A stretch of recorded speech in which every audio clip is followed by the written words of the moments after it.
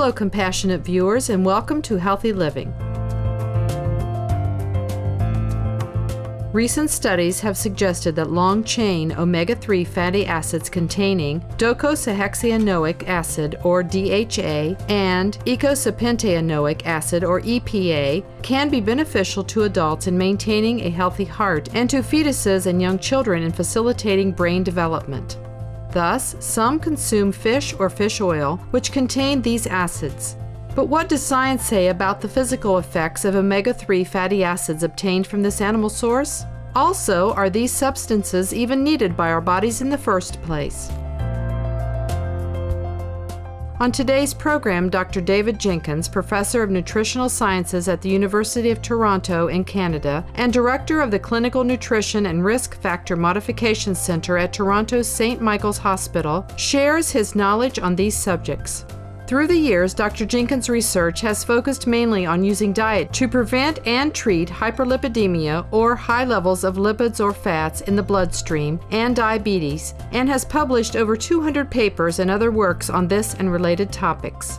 For his outstanding contributions to the field of medicine, he has received numerous awards, including the Canadian Society of Nutritional Sciences Borden Award, the American College of Nutrition's Goldsmith Award for Clinical Research, and the Benjamin Spock Award for Compassion in Medicine by the Physicians Committee for Responsible Medicine. Let's begin by discussing coronary heart disease, a chronic condition in which the arteries leading to the heart become narrowed or blocked with plaque, resulting in less oxygen reaching this vital organ. If the heart suffers from insufficient oxygen, a heart attack may occur. Well, let's go back to the heart, because we're really interested in what's happening to the heart. And one of the real problems that we were facing was when we did angioplasty, when we put a balloon into the artery and expanded it and opened the artery up so it got rid of the constriction in the artery. Post-angioplasty, we got what they called restenosis. In other words, the artery closed down again very quickly and very often blocked up, or became as narrow as it was, or even narrower than before you'd expanded it. Some scientific studies in the 1990s concluded that consuming fish oil could help stop the closing of artery walls and hence prevent coronary heart disease. However, in recent years, researchers have re-examined these studies and have reached a different conclusion. We failed to bother to follow up. The angioplasty studies didn't all turn out to be rosy. Dr. Alexander Leaf was one of the people who did one of the decisive studies that showed that it really didn't seem to work in the way that we'd thought. Another problem occurred with a study on heart attacks and fish oil.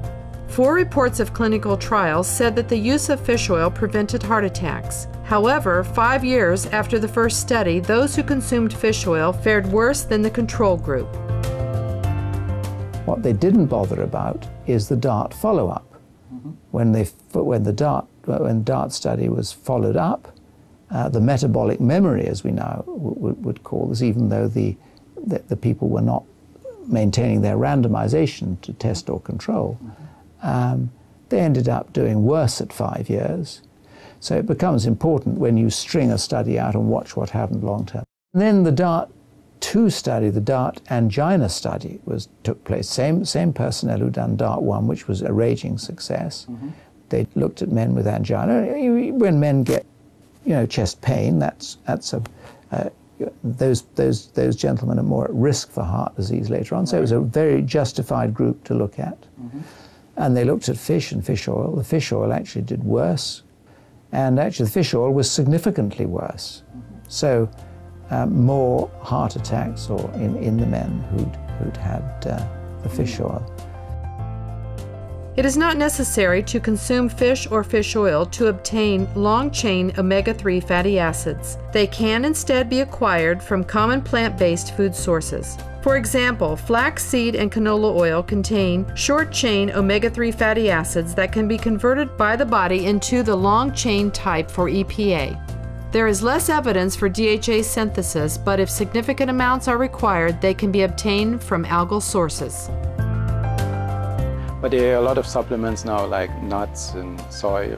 Nuts and soy and these sort of things, yes, but these give you the alpha-linolenic acid, the shorter chain omega-3. Okay. And the shorter chain omega-3 fatty acid may actually give rise to the longer chain eicosapentaenoic acid, the EPA. Mm. And there's a reasonable conversion, 5% or so, so that's really quite respectable. Dietary supplements are also available that provide DHA and EPA from the same source where fish obtain theirs, algae. There are ways of producing the long-chain fats, if they're necessary, by plant or algal sources. So I think they're already being produced, they're already being used for baby formula. So there's really no reason why we shouldn't be focusing on this much more than we are. And we're not at present. According to Dr. Jenkins, the essentiality for fish sources of omega-3s has not been established. So what we're saying is that this should be a wake-up call for certainly very careful research in this area, more studies, and if we come to the conclusion that it is absolutely essential that we have DHA and EPA, then we should be getting these not from marine sources. I think that I think is the message, and we can get them from other than marine sources. When I say marine, I mean fish sources. When we return, Dr. Jenkins will discuss the consequences to the environment from fish consumption as another reason to use only plant-based sources of omega fatty 3 acids. Please stay tuned to Supreme Master Television.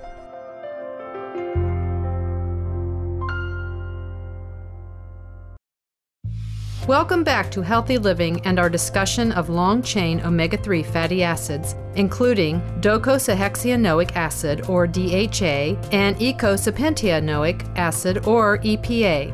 Some scientific studies have suggested that these substances help to prevent coronary heart disease and enhance brain development in the young, so some people include supplements in their own or their children's diets. However, the essential role of supplementation with fish oil has not yet been conclusively demonstrated.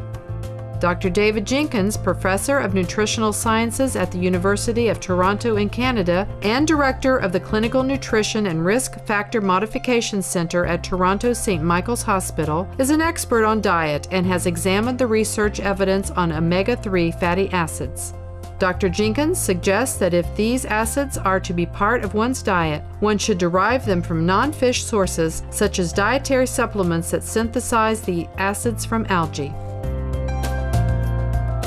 We can actually produce very significant amounts of the long-chain omega-3 fats, DHA, EPA, if we need to. If we need them, let's demonstrate it, let's go forward, let's synthesize them. If we don't need them, then let's still do the studies which we have to do to show that we don't. And then let's change our diets and lifestyles in other directions. Or go forward changing our diet and lifestyle in the direction of eating more plant-based foods and take the synthesized omega-3 fatty acids. Dr. Jenkins is deeply concerned about the fish population of the world's oceans. If more and more people attempt to get their omega-3 fatty acids from fish, the ongoing rapid disappearance of fish from our seas will be accelerated. So I think the story is that the fish around the world are under tremendous pressure right now, and very much from human activity. My friends in this area estimate that by the year 2050, we will have depleted fish stocks on a planetary scale, and that will be just another of human beings' disaster areas. So let's do a little thinking. According to the United Nations, in 2005, commercial fishing operations took 90 million tons of fish from the oceans. Fish are simply being removed from the waters at an unsustainable pace. But as a private citizen, how would you go about making this conversion or getting like the political leaders, the governments, to act?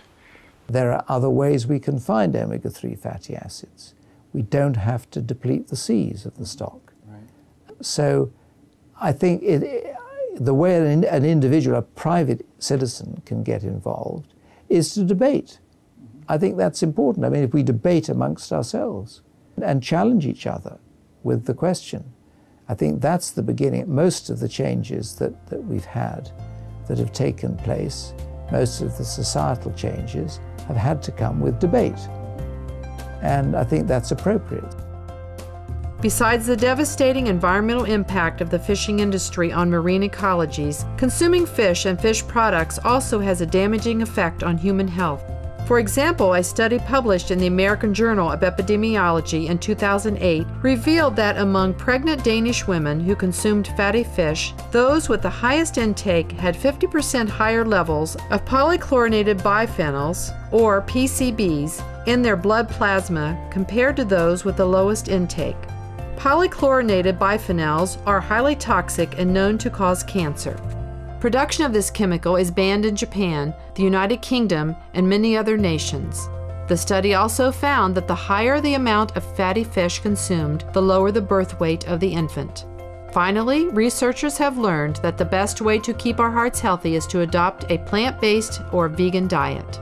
For example, Caldwell Esselstyn, MD, a former surgeon at the world-famous Cleveland Clinic in the United States, demonstrated through a 20-year study that changing to a vegan diet can effectively prevent and reverse heart disease. In closing, we would like to thank Dr. David Jenkins for sharing his insight on the effects of omega-3 fatty acids on our health and for discussing how this substance may be obtained from non-fish sources.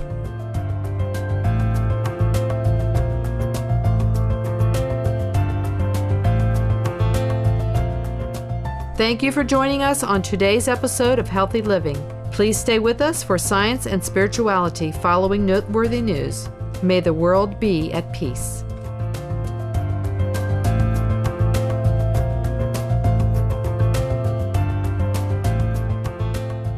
For more details, please visit www.suprememastertv.com/HL.